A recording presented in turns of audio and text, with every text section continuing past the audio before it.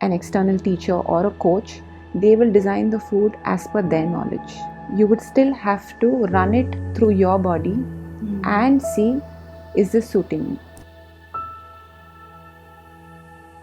So it's like a virtuous cycle. The Sushumna Kriya Yoga meditation helps us reflect on our ahar. When we better the ahar, then that meditation becomes better, and then it just becomes a virtuous cycle of becoming better each other with every day.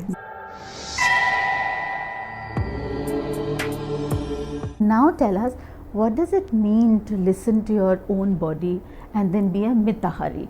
Because one thing which Amma once told us during Kartik Purnima last year, I think, Amma said that have more of raw food and eat only 75% of what fills you up, and keep yourself hydrated. So these are the three things that I remember Amma told us about. Tell us more about how do we stay in touch with our body to know what is it that we really want. Yes. So all of us at some point would have experienced hunger. Hunger is a very intelligent expression of the body, that your body needs food. If each one of us could eat only when we are hungry and stop when we are just 70 to 80% full, that will do wonders for your system, because the body actually heals when your stomach is empty. Otherwise, all the blood is rushing into the stomach trying to digest the food. But when does healing happen? When does repair work happen? Only during your sleep, when you're fasting, when you're not consuming food. That is why they tell you not to have a heavy meal, because if you have a heavy meal and sleep, your body is spending all its pran shakti on digesting the food, when it could have actually repaired something inside. Absolutely. And also this concept of raw food, as you're aging, when your pitta fire, your jatara agni is strong, raw food can be digested well. So we avoid salads during night, because we must eat in sync with the sun. True. Our agni is the strongest around noon. So it's great if you can have raw food, your salads around that time. But evenings, usually a cooked light meal in terms of soups or maybe sauteed vegetables a little bit, or your lentils, or anything which is easy to digest. Easy. But most importantly, whatever you and your ancestors have been eating, because you need to understand you are nothing but the food you have eaten, and all of us have reached this point through evolution. So you cannot just jump to avocados and or quinoa, a different set of diet, because you're not just hurting your system. Your intestines are made of microbiota, which is nothing but trillions of bacteria which feed off the food that is getting digested.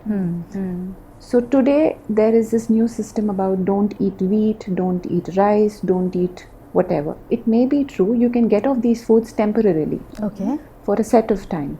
But also keep in mind that food that is produced in mass, like wheat, is genetically modified. So then that's where the problem is. It's not the food, it's how it is made, how it is being produced to be sold for a lesser price. That is actually causing the problem. So little cognizance with our choice, with our food choices, goes a long way. Because today I just sit down with my friends, plenty of their children have allergies. Yes. The season changes and then they cannot eat this, or there's too much mucus in the body. Why is that happening? Number one, just remove the processed foods, whatever form it could be. Even your doctor sometimes could just give it in the form of, hydration or added supplement. Just read the ingredients, learn more. Very important to do that. Yes. Okay, so now there are 3-4 things that I recollect. One, you spoke about eating in tune with the sun. So we're talking, actually we have an Ayurvedic clock which tells you when your pitta, vata and kapha are high, and then you can tune your all activities according to that. So I think earlier schools would have this probably knowledge. In our gurukuls it used to be given. So we knew how to design our own life, but that knowledge is kind of missing. So we can still probably read about it and understand it. So that's one thing you spoke about, the timing thing. The other thing you spoke about is avoid processed food. So that means eat as much as fresh food that you can cook at home. And I still remember that, I can't remember who, but I think it was Sanjay Gupta, the chief surgeon in America. They have the title of Surgeon General, and he said that eat whatever you want to, but cook it at home. Yes. And I think there is so much of wisdom in there that even if you want to have something like a cheesy pasta, it's still better to cook it at home than going out, because you spoke about these chemicals which are put in, which make it more addictive for us to get off those food. So eat at home, eat fresh food, stay away from processed food, eat only 75% as much as you can, and tune yourself with the sun is what I've heard you telling us. And just another very important added point which has changed my health is eating fresh. So when you've cooked a meal, eat it within 1 to 2 hours. Because even fresh food beyond 4 hours can become tamasic. It can acquire the quality of tamas or inertia. Brings me back to the, as I said in the 17th chapter of the Bhagavad Gita, description of tamasic food is food which is stale. Yes. So what you said is exactly that. If you would just go back to what is there in our shastras about the way to lead life, there's so much in there. We don't need any empirical evidence for that. Absolutely. Anything else which comes to your mind which you would want to mention besides what you spoke of? I think the most important thing for each one of us would be, again, to sit in silence, because in silence the truth reveals itself, whether it's about your own body. And nobody will know yourself better, because when you sit in meditation, what happens is, in a lot of ways, you're trying to garner the attention onto yourself, which can also give you an understanding of consumption, how much you should put into your body, what kind of food is making you sit longer in the meditation or sit by yourself, what are the thoughts you are having. When you sit by yourself, you're giving time to understand yourself. But if you're constantly reaching out to the world, to an external teacher or a coach, they will design the food as per their knowledge. So irrespective of what they might give you, you would still have to run it through your body and see, is this suiting me? So take time to listen to your body. Absolutely. And the perfect time would be probably when we are having our meals. Yes. Eating in silence. And paying attention, giving gratitude, eating with reverence. True. It takes a lot initially when you're so pulled by the external world, but to really settle down, to look at your meal, to appreciate that Very somebody true. has cooked this for you. It's on the table. You didn't Yes. have to Yes. go around looking for it. Very true, very true. Like even one grain of one bowl of rice would probably take gallons of water to produce. So every time that you take it in, you have actually taken in so much from nature. Even farmers, I live in Bombay, so we hear so much of problems and challenges that our farmers have. So you are actually taking in food which through their hard work and sweat and labor has come onto your plate. So it is important to respect it. I think the bhava that Amma mentions, it's the bhava with which you have the food is also extremely important. Yes. So eating in gratitude, what it also does is, when you stop, pause, look at your food and eat, you're eating slowly, you're chewing more. So the chances of overconsumption come down. You will not take more than what you are due. Even that one roti or two roti you are chewing, so obviously the reaction to the brain is that I'm still acting on the food. You're not acting from a space of lack. Most people freak out, when they see food in abundance at buffets or ordering more. It's about, I just want to eat more. But there's no tomorrow. But this pattern, trust me, carries on to other aspects of consumption as well, whether it's clothing, whether it's media, Even speaking, over speaking or under speaking, whatever it might be, there can be an imbalance. Because today we are speaking about food.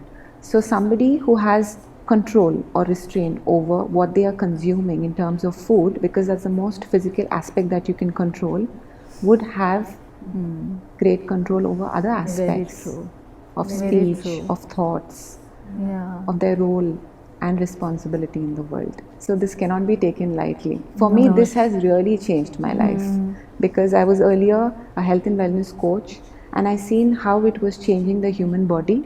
But then I knew that I got introduced to yoga, and I knew the power of the mind, how it can act up in terms of our consumption. So going back to what you had earlier said, eating the food mindfully with gratitude is also yoga. Yes. Stop and pause. So today, in this fast-paced life, we hardly sit down.